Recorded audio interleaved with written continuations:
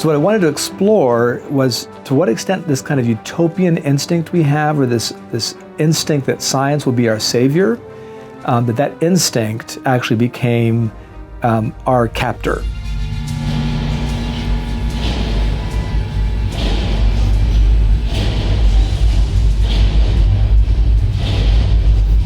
Now that the CERN collider is operative, they do discover that it is true that small little black holes are literally created that exist just for a nanosecond.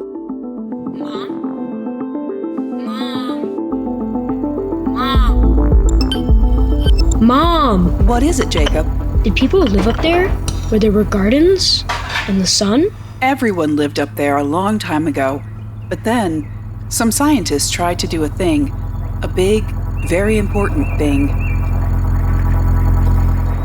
A lot of the things that you think about, like some sort of a comet hits the surface or climate change, those are all have been explored before. So I wanted to explore something where science itself was the inciting incident.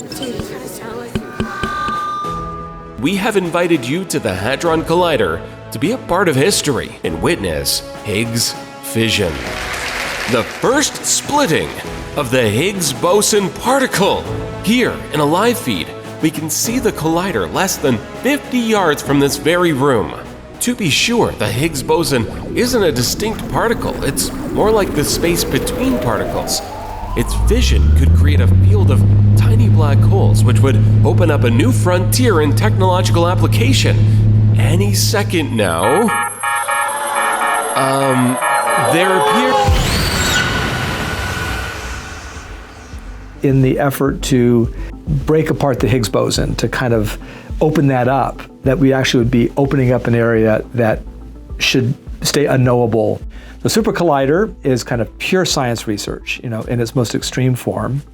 And the purpose is, to, like a collider, it's to have elements move at such speeds that they actually kind of split, or you can measure smaller and smaller elements to understand some of the mysteries of the universe. One of the elements the CERN collider was expected to discover is the Higgs boson, the God particle.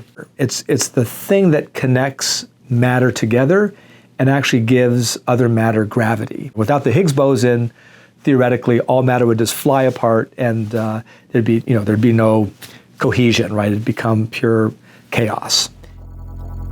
The black holes disappeared eventually, but the crater they left was so big, it changed the weather all over the world. People couldn't live on the surface anymore.